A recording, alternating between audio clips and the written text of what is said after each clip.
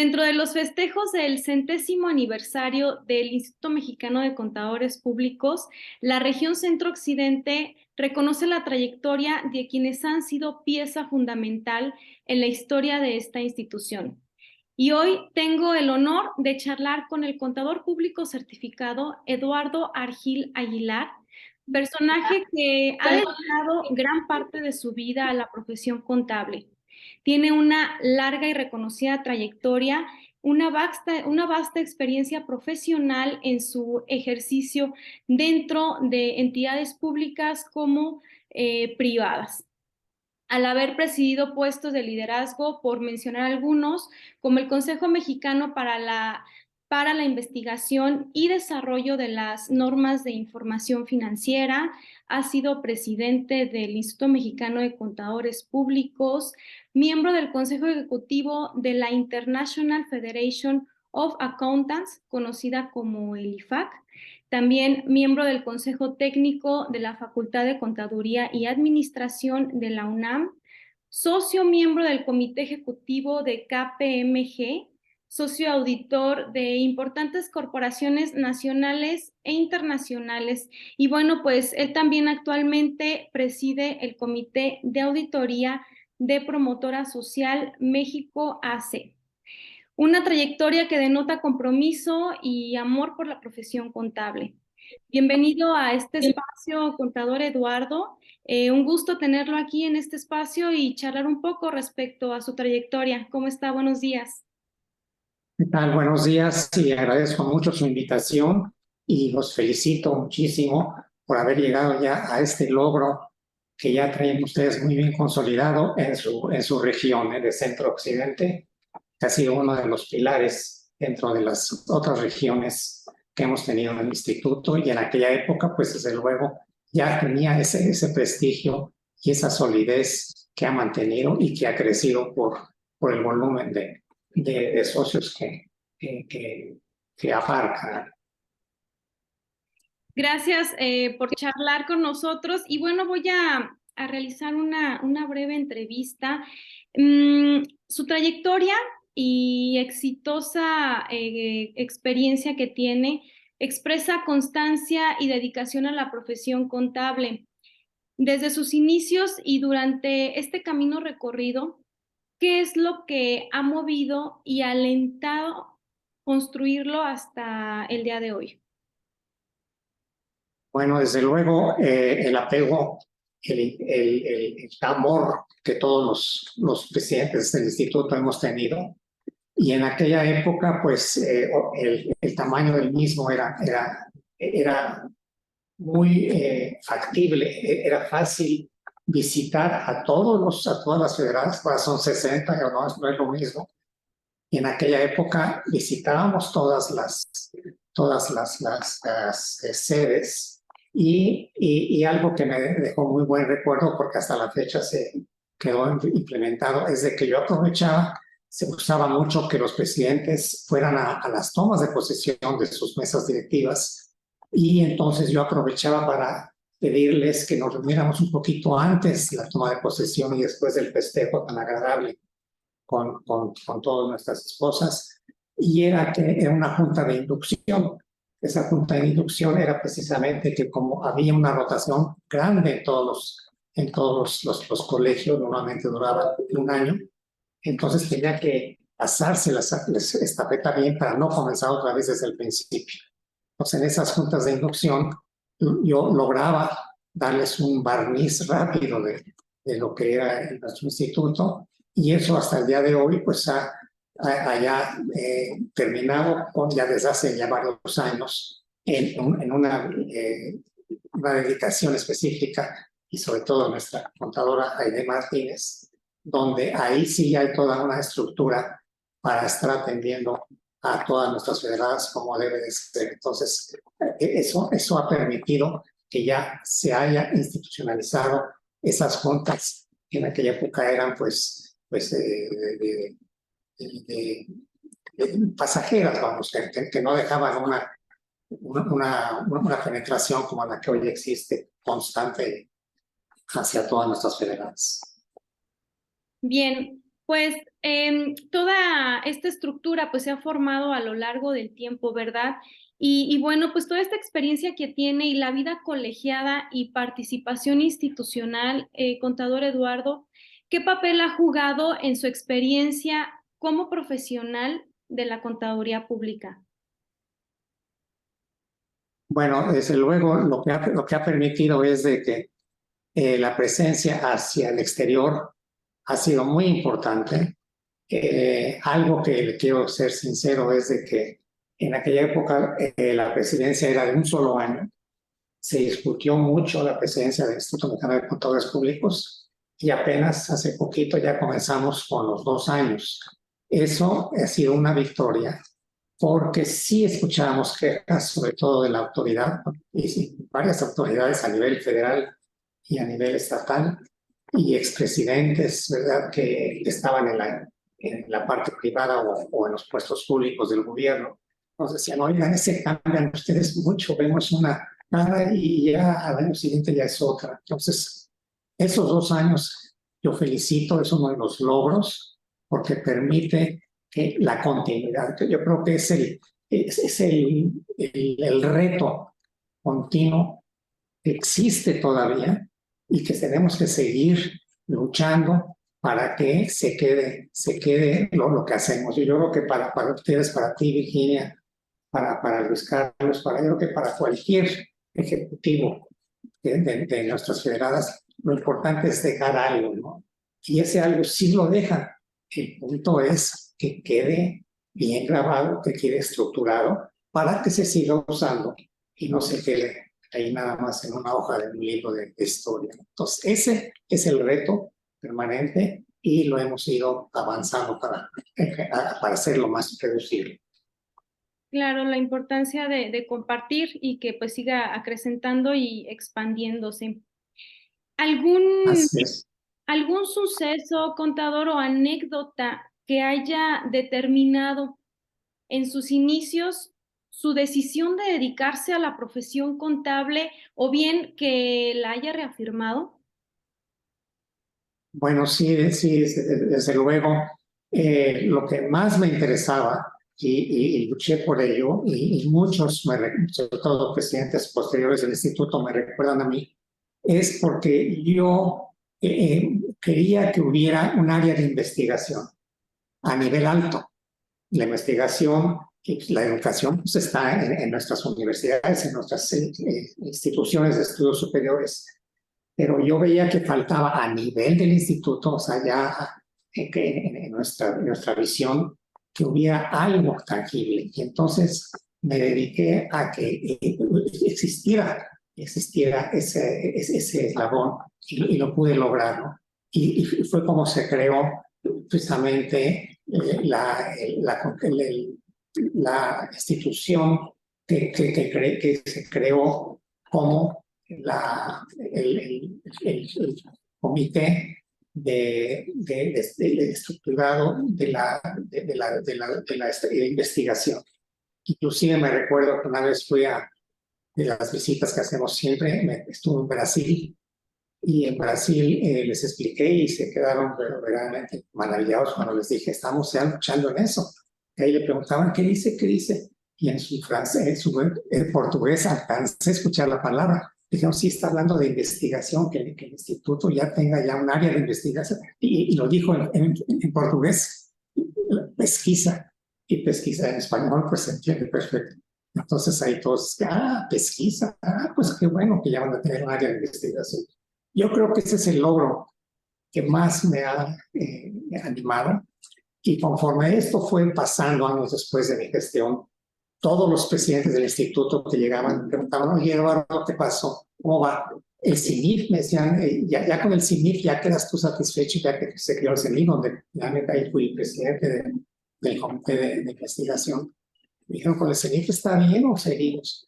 Y la gran mayoría pues, sentían que con el CINIF ya estaba finalmente, ¿no? Ya estaba una investigación hecha y derecha y no nada más en manos de los contadores externos, como nos llamaban a nosotros, o también del IMEF, sino que la estructura del CINIF es fantástica porque está el gobierno, está la academia. Es una representación de todo México. Es un éxito la forma como está estructurada.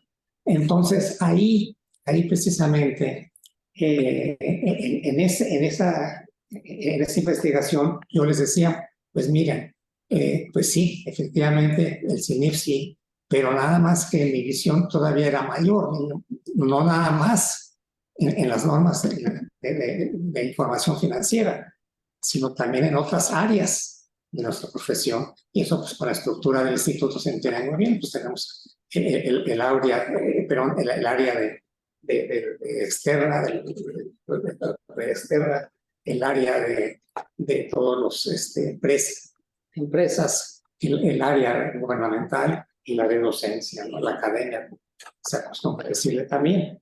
Entonces, sí quedamos cortos, pero como quiera, ahí vamos al paso. Y yo creo que nuestra misión no es invadir a quienes se dedican a esas actividades, sino que tengamos una visión alta de estrategia para que con eso cubramos todas nuestras áreas, ¿no? Yo creo que lo que más hemos logrado, y es con mucho tesón, y es otra área que en aquella época me logró también incursionar, fue el que se pudiera tener el grado también de contador público de Estados Unidos, con el AICPA, y eso pues ha logrado, y ahora ya es expandido. En aquella época era difícil que se tuviera ese título, y eso pues también se empezó en aquella época. Entonces, poco a poco hemos crecido, poco a poco hemos ido avanzando, y creo que pues, el día de hoy, bueno, también algo también que nos enorgullece, y que yo estuve representando en el IFAC, como ahí me dijiste, y también lo que ahora es precisamente el órgano internacional de normas de información financiera, donde México fue fundador en los dos, y tanto el área de normas de información financiera como el área de auditoría, y fundador y miembro desde un principio de sus consejos directivos. En el caso del IFAC, me tocó una parte. Entonces, México es grande, y eso sí se los comunico con toda fuerza a quienes me escuchan. México en el aspecto de nuestra profesión siempre ha estado en la vanguardia. Y otro valor gigantesco que tenemos es la autorregulación. No necesitamos que nos vengan las autoridades de los países a decirnos, miren, aquí está tu ley, tú debes hacer esto. No. Nosotros solititos tenemos nuestra estructura de legislación, tenemos nuestro código de ética. Entonces, tenemos, y desde luego, nuestras normas respectivas de la profesión. Entonces, tenemos todos nosotros. Y eso permite de que ya, en el caso de nuestro México, pues no tiene por qué meterse el gobierno a regirnos. Nosotros solitos nos regimos. Es otro valor que ¿no? Bueno, pues aprovecho para mencionarlos. Y nos lo han reconocido siempre en todos los países, la vanguardia que hemos tenido. Y porque muchos países lo único que hacían, sobre todo en América Latina, es que conforme iban saliendo las normas internacionales de contabilidad o de auditoría, adoptaban las internacionales, pero no tenían las propias. Entonces nosotros empezamos con nuestras propias normas y después ya las fuimos asimilando hasta el día de hoy, en que ya, pero por otros factores de la comunicación tan grande, tan estrecha que tiene todo el mundo, en aquella época era más difícil. Finalmente, ya llegamos a que todos tenemos una normatividad internacional, como lo sabemos, ¿no? Pero en aquella época nosotros solititos teníamos nuestra definición de normas en aquella época. Y todo eso nos hace grandes. Gracias por recordarnos estos antecedentes, esos logros de lo que actualmente pues se sigue desarrollando, ¿verdad? Pero más que nada, pues aquí está el antecedente y la raíz de la investigación y cómo fue en sus inicios. Qué mejor oírlo de usted. Y bien, pues la historia nos dice que fue testigo de honor de la Constitución Legal de la región Centro-Occidente. ¿Qué nos podría compartir de esa experiencia? Sí, bueno, miren, la región centro-occidente parte de una actividad económica. La actividad económica es la que ha indicado en dónde haya una de los federadas de las 60. Y entonces a veces algunos preguntan, bueno, ¿y por qué 60 si somos 32 estados o cómo está? Algunos estados tienen varios colegios, no te vayas de las federadas, no nomás una ni dos, ni tres. Entonces es la actividad económica. En el caso del centro occidente, es una región que también por el clima y en el altiplano de nuestra república es donde se ha concentrado muchísima actividad económica. Entonces, eso nos hace a que, pues, estamos en Salamanca, estamos en Guanajuato, estamos en San Luis Potosí, o sea, tenemos un gran número, Salamanca, tenemos un gran número de actividades y bueno, Guanajuato, donde tú nos puedes dar más datos. Eso nos permite que ahí la presencia es mayor y el reto para quienes están dirigiendo a la región sea, sí, a la región, pues tiene que estar a la medida, ¿no? Porque tenemos que estar atendiendo a todos esos contadores. Entonces, tener siempre presente que estamos en una zona donde hay muchas actividades económicas, muchos contadores y quienes están ahí al cargo de su dirección, como tú, Virginia, como Luis Carlos, pues tenemos que responder.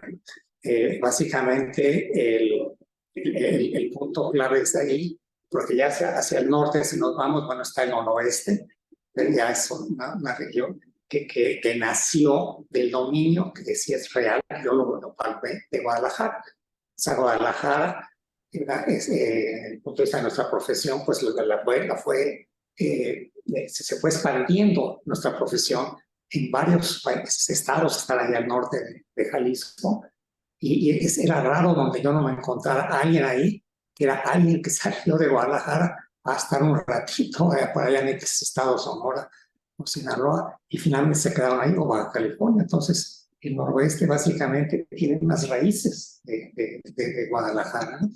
Y acá del lado del noreste, estoy hablando de la región geopolítica de nuestro país, pues ahí sí, efectivamente Monterrey en aquella época estaba más centrado en Monterrey, la actividad de nuestra profesión, y era la que dominaba. Entonces sí es cierto que Guadalajara y Monterrey en otro caso sí han influido mucho en la necesidad de que sea atendida por la profesión. Pero de todos esos, la más poblada es la de ustedes, la de Centro Occidente. Esa es la de más compromiso. Una gran región y muy bien ubicada, como bien lo comenta. Continuando, me gustaría nos mencionara, contador Eduardo, si tiene alguna frase o filosofía de vida que lo haya inspirado para ejercer y ejecutar todas estas experiencias y acciones que ha tenido a lo largo de su carrera profesional. Bueno, pues yo creo que me ha gustado mucho una leyendita que el Colegio de Contadores Públicos de México siempre había tenido durante mucho tiempo. Tenía hasta abajo en sus hojitas donde decía que precisamente que la actividad es una actividad no renovable. O sea, el esfuerzo, el trabajo es un recurso no renovable. Entonces, eso sí, yo pienso que es lo que más me ha empapado. Entonces, que nuestro conocimiento, nuestra actividad es un recurso no renovable. Entonces, en la persona individual. Entonces, sí tenemos que aprovechar hasta el último minuto, como si, me acuerdo un maestro que decía, bueno, es que pónganse ustedes a hacer sus trabajos desde la contabilidad de que estudiábamos ahí en la escuela de la partida doble, hagan todo, que todo se termine, todas sus labores de su profesión, como si al día siguiente ustedes se fueran a morir. O sea, no dejen cabos sueltos. O sea, que terminen todo. ¿Por qué? Porque nuestra actividad es algo que es no renovable, su presencia. Entonces hay que dejarla bien y que no nos sorprenda con tareas abiertas o no dejar huella. Bueno, y aquí, ¿qué dejó aquí Eduardo? Porque no se entiende nada. Se va a perder entonces lo que estaba haciendo. Pues el trabajo en grupo también es otra forma de guiarnos, ¿no? Es trabajar en grupo y saldremos victoriosos.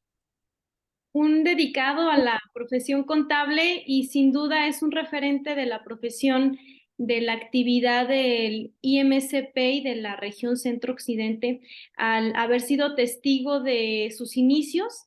Y bueno, pues le agradezco enormemente el haber compartido su experiencia, ya que forma parte de la historia institucional. Muchas gracias y un gusto. Pues agradezco a ustedes su invitación y los felicito mucho y deseo que el camino hacia adelante sea todo un éxito y que sea y una felicidad plena en sus actividades profesionales y desde luego las personales. Muchas gracias. Una noche charlar con usted y pues seguimos los pasos. Gracias y hasta pronto, contador. Igualmente, hasta pronto. Mucho éxito.